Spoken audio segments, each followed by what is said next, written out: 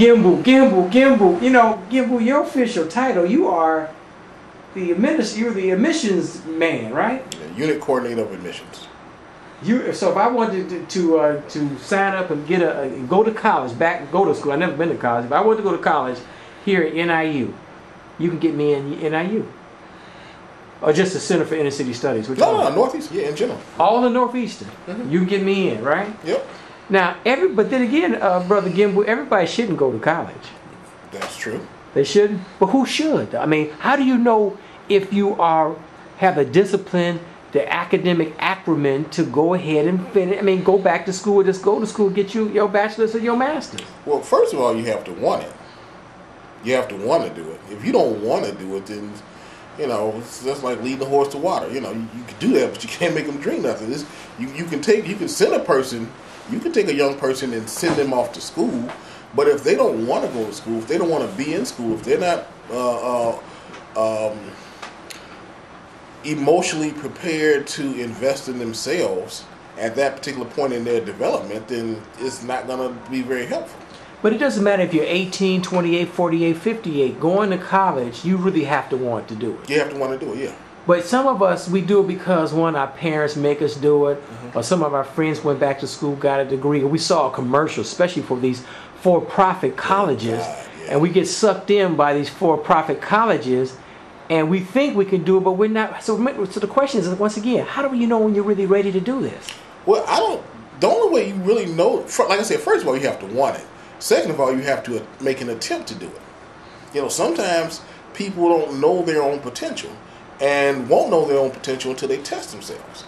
You know, I remember when I started at Malcolm X I finished high school in 1974. That's when I started Malcolm X. 1974?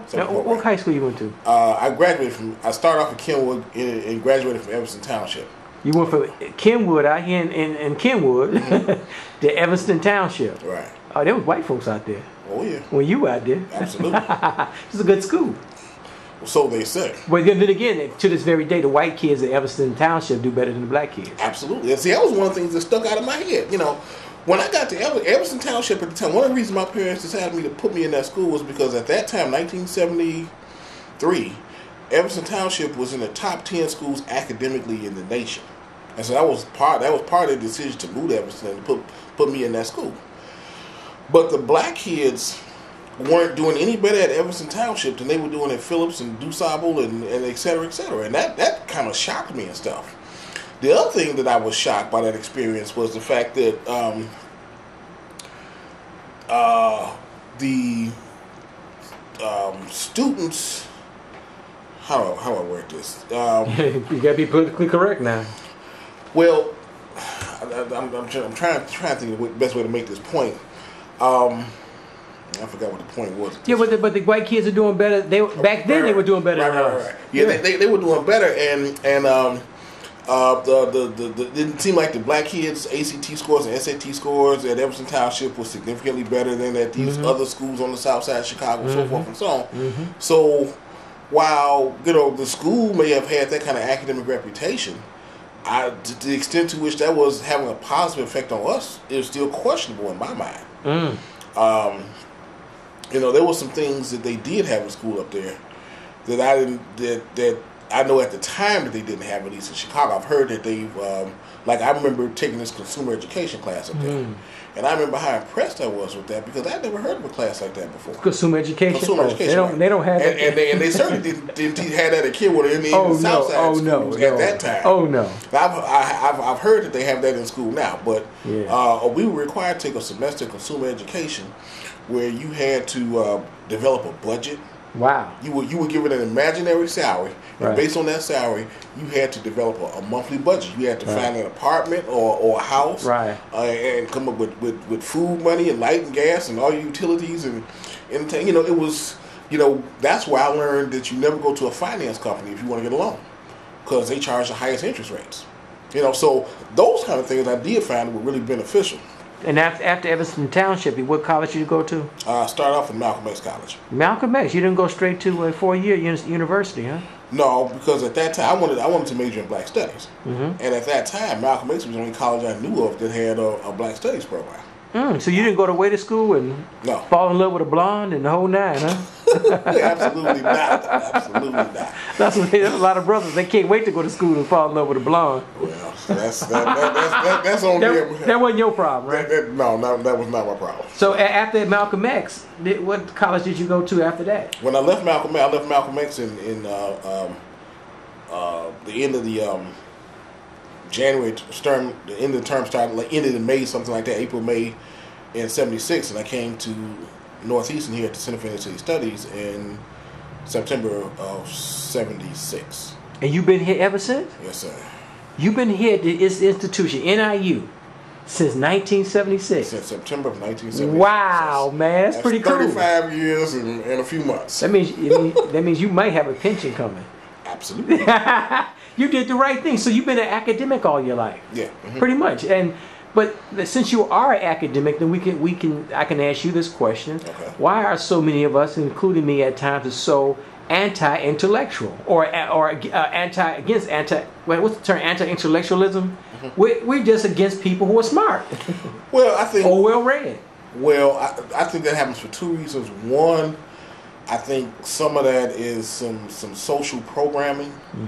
You know, in that we have often been taught socially in school that the smart kids are the almost bad kids, for lack of a better term. They square. Right. And the bad kids are the good kids. And the bad kids are the good kids. Okay, which they is hip really and crazy. cool. They hip and cool. Which is really they fly and jiggy. Right. They fresh. You know, whatever. And so, and I mean, it's really tragic and shameful. Yeah. And especially for black boys, because you have a lot of smart young black males who will reach a stage in their development where they will deliberately, self-consciously dumb down in order to so-called fit in. Because when you're a teenager, all you care about is fitting in. Right. So you dumb yourself down to fit in. So they will literally dumb themselves down in order to fit in. I'll never forget one time I was in charge of the summer transition program here. This was a program where we would students could get a certain amount of college credits. They could earn 6 hours of college credit over summertime. We pay all the expenses, pay the tuition, pay the fees, pay the buy the books, give them free lunch. All they had to do was show up and do the work. And this young lady who was in the class, this was in 2004, and she was really, really smart. I think at least she won the contest for the best grades that year, whatever, that summer. But she made a comment to the students that really kind of bothered me. And her comment was, I'm not only smart, I'm ghetto too. In other words, she was trying to qualify herself. She was trying to fit in. She was trying to fit in. This notion that in order for her to be accepted, she got to be ignorant, flat talking, ghetto-ish, stupid acting. Why is that? Why? Who is it that tried to make that kind of behavior synonymous with being black? That goes back to people. Going back to be smart is acting white. You know, again, it kills this whole idea. It kills me and stuff. You know, and so again, you'll have people who will deliberately dumb down and not do well deliberately as an attempt to socially fit in. That's a good question. Let me cut you off a second. You think if the girls, I don't care the grammar school level, high school level, or the collegiate level, if the girls demanded men, intellectual men, well-read men, men of letters and books and letters, brothers would step up to the plate. That's what I'm saying. If they want to get something. Why don't the girl? That's what I'm saying. Let's be perfectly honest. Well, what I'm saying, if the women demanded more of these men, and say, baby, you got to get the grades. Right. You know, not it's usually you bring the money, you get the honey. Right. But it should be you get the grades, you get the honey. Well, how come the women don't flip the script? That I cannot answer. And I'm saying that rhetorically because I wish women would. Right. I agree with you. I mean, this is a problem as far as I'm concerned. It starts in 3rd and 4th grade. Right.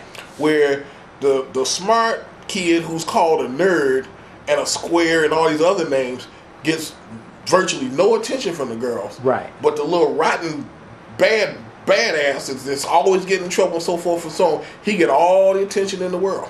And so over time, this starts letting the brothers know if they want to get attention from the girl, they got to act a fool. Right. Because if they act smart, if they act intelligent, if they talk like they understand the English language, then something's supposed to be wrong with them? Well, a lot of girls, they think that if you can't dance, you don't have any muscles, you're weak. You don't have any money, you're weak. You're punk, you're weak. To have strength, you almost have to be a thug to have strength. Thuggishness and strength is phenomenal. That is so retarded. It is so. But it prevails in our community, man. I agree. I agree. It's highly pervasive, but it's completely insane. In other words, I was just looking at something I wrote. I must have put it in my box. You can go get it. Where's that? It's in that box right behind me. Yeah. But it was something I wrote on fatherhood, and I don't remember exactly when I wrote. But you can look for it. But I'm saying, the girls get these ideals about boys and manhood from their mothers and their grandmothers. Unfortunately, somebody's got to break the cycle. Because they see a young man who's about something. Oh, he weak. He a punk. Let me go on and play him. I need a man that's going to be strong. In fact, I need a man who's going to hit me, knock me around. Right. I mean, show some strength, show some testosterone, be tough on me. It's really quite sad. It really is. I don't know how we're going to turn this around. But as you're looking for these goodies, and I'm talking about college because most of the girls, we have more African American women go to college than the boys. Absolutely. But we have to change this mindset, this paradigm, the cultural, whatever. I don't even know the term. Our cultural inabilities. I don't know what the big term I'm trying to use. Is that we got to change this. And it starts in grammar school. Absolutely. Forget high school. Forget college. We don't start this, like you said, the second, third grade, fourth grade. Forget about it. What you got there? This was something I wrote at some point in the past on the meaning, role, and responsibility of black fathers. Go ahead. It says, meaning, role, and responsibility of black fathers is critically important to the future of the black nation, both inside and outside the U.S. The primary role of the black father is one of a positive example. A father is a child's introduction to the role and responsibility of men. What the father does sets the tone and expectation level in the child's mind as to what men are supposed to do and be about. Is he honest? Does he have integrity and character? Does his words match his deeds? Does he respect his children as individual personalities and not as a clone of himself? Does he talk to his children with respect and not like his personal slaves? Does he encourage his children to think for themselves? Does he teach his children that failure and mistakes are a critical part of any successful effort? Does he teach them to speak truth and do what is right even when it is politically incorrect and unpopular? Does he adequately provide for his family's financial needs, emotional needs, protection needs, both physically and psychologically? Additionally, it is also a father's role to educationally and psychologically prepare his children to simultaneously function in and fight against the system of white supremacy. In other words, how to develop and maintain an African-centered perspective in the midst of a white supremacist society, to avoid the pre-planned traps via the criminal justice system, and at the same time be able to position oneself to earn an honest, decent living. Lastly, how he treats the child's mother will set the tone on the types of expectations his children will have regarding how to interact with the opposite sex in both good times and bad times. While none of us are remotely perfect, we must all strive for perfection and at the same time accept our imperfections despite our best efforts and intentions. The ultimate test to the quality of fathers is how their children turn out. In the final analysis, it is what it is, not what you want it to be. The ultimate testimony of black fathers is reflected in the behavior of their children. Man, you got to put that on the blog, man. I mean, seriously, man, it's easy to put that on the blog so we can sit it out. But when you mention about black fathers, a lot of women and men, a lot of women feel the men are inadequate, and the men feel they are inadequate because they cannot, quote unquote, provide for their family. And the deindustrialized United States of America, where this recession has pretty much been a man session. A lot of the men have been, because of deindustrialization and the construction jobs have been all gone. A lot of men are not going to make, especially black men, are not going to make as much money as their wives. So how do they feel like a man? How can they feel they contribute when they can't, quote unquote, provide for their family?